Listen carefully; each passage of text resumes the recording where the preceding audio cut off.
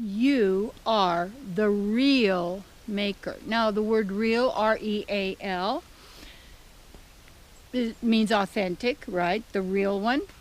Or reel is also a movie reel. It used to be those great big reels with the film, click, click, click, click, click. Okay. So we're also the reel maker in a sense of the movie maker. And these movies are going on in the mind. That's why I'm very careful, full of care for myself, because I call that self-honoring. For each of us is our that's within our domain to honor your inner self, honor who you really are, because how we are in this moment of now is how we'll be in the future. And whatever you want your future to be, you need to be there now, you see. And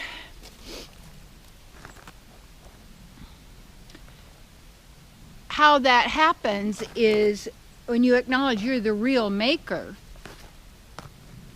by the thoughts you believe, the words you believe, the definitions you believe, the connotations you've accepted, everything about language. And there's always the higher and the lower in that sense. There's the divine language, and one of the reasons, obviously a lot of reasons why I like Sanskrit, even though I'm definitely not a Sanskrit scholar by any means, and it's the language of the spiritual world. And in studying the work of Bhakti Yoga, which is the direct path to God, because the divine is with each and every one of us. And when we're in harmony with the divine, we are as a hollow bamboo or a clear vessel channel of the divine, who we are, and in unification with all. This is natural. This is the way it is. And because we're the real maker, the movie maker, our stories, oftentimes we get lost in the story, forgetting we're the real maker. We're the movie maker. If you don't like the movie, get up and go into another little room where the movie's going on, or switch your station or your channel.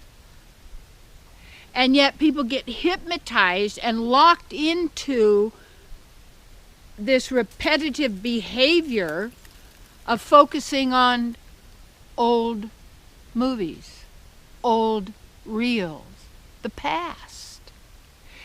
What's done and over and gone, and reliving it, lamenting, and then hankering for what they could have, what one day they will have, or in their next life. You know, I got to a point, I always thought, well, in my next life, because it's only us, because we are life, but body form or you know, story that we want to be living in.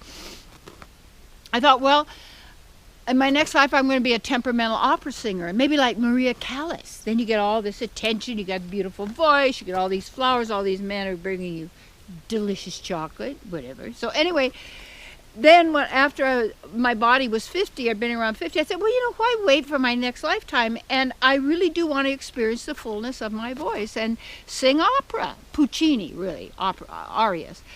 And so by that commitment, that desire within, which was I was willing, that's what I did without any considerations against it, any stop. See, you can manifest anything if you have no objections.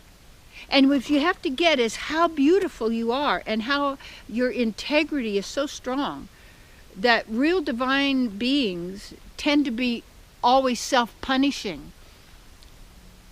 Because anything that we've ever done in our eternal existence in this thing, this material, you might say, system, because we're eternal with no beginning or end. But in this, every creation has a beginning and an end.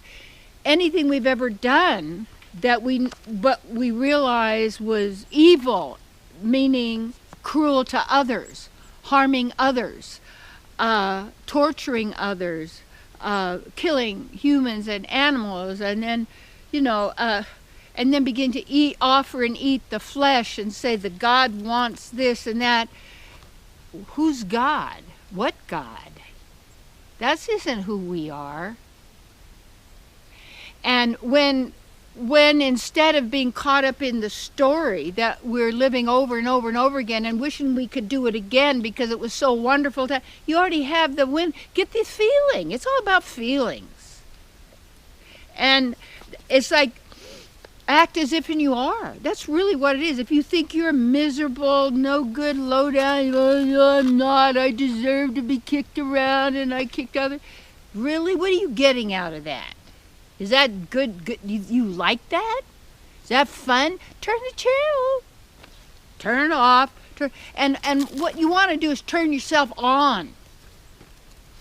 And to be living in the movie, as in the story, as the role, as the character, as all of this, you forget who you are in your relationship with the divine and all the infinite, magnificent, glorious possibilities. And see, Sanskrit being the language of the spiritual world, one of the things that I realize in Bhakti is studying about the love relationship with Radha and Krishna. Now people say, well, that's the same as this or that. Well, yes, everything's the same and different. It's when we really realize that love is the glue. Love is the purpose. Love points the direction. Love is who and what we are. That is, and so profound that it is such a completeness of beingness. Wholeness, completeness, satisfaction, fulfillment. Ecstatic enjoyment of self. And when studying and reading about their love relationship and all the different qualities and all, and a life in Vrindavan, Goloka Vrindavan, in the spiritual realm, it's so mind expanding and so transforming to realize that the truly divine has no conflict. The truly divine has no war. War is not peace. No.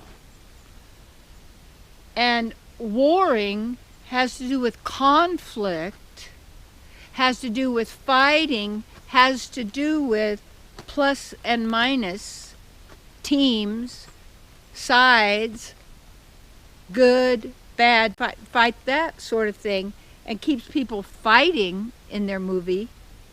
Got a little something in my eye here. So being the real master, you must master yourself. And when you master the now, the knowingness and the beingness of who you really are, you have no fear. When people are the real master in the movie and the story, there's fear. Because when we misidentify ourselves as the story that has a beginning, middle, and end, we then believe we have a beginning, a middle, and an end.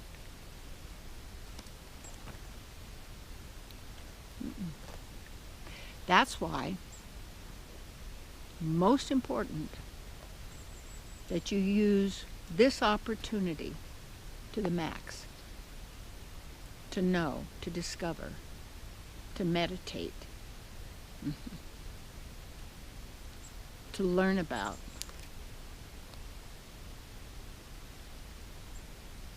the real beauty, love, mystic, divine qualities of yourself. See, when you find truth, you stop looking, but because you already found what you were looking for. But now it's the developing of that inner relationship, of our of bringing forth what we have forgotten but still know. And how you do things is you just begin. It's like when I studied opera with the maestro, and it was exercises, practices.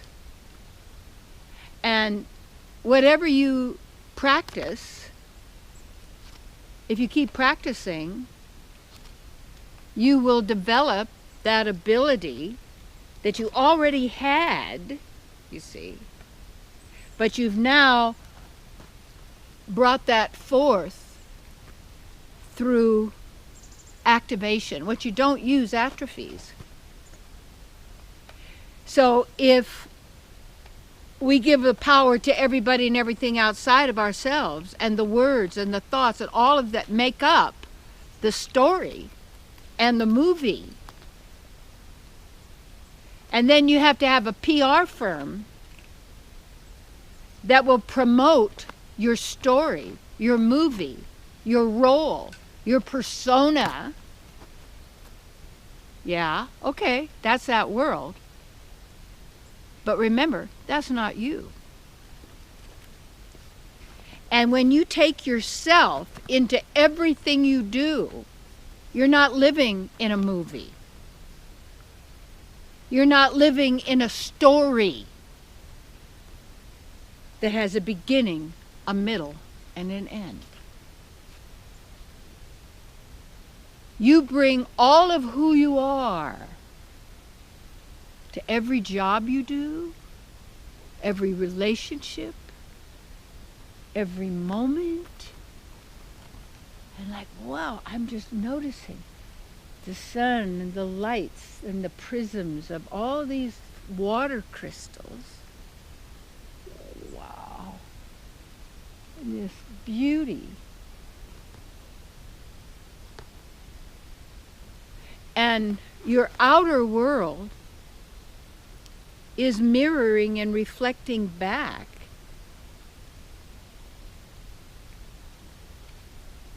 your consciousness. What you know, whether it's true or not, and what you do with what you know, whether it works or doesn't. The key is the most intelligent thing that anyone can ever do, the greatest work in the world, is to practice not just a role, but being yourself. And one of the greatest places to do that is in nature, because of the integrity. Yeah. Not judging you, not criticizing, and listen. And you know what's so cool about the snow and the sun and the sky? It's a quietness. The quietness. This is the director's soundstage.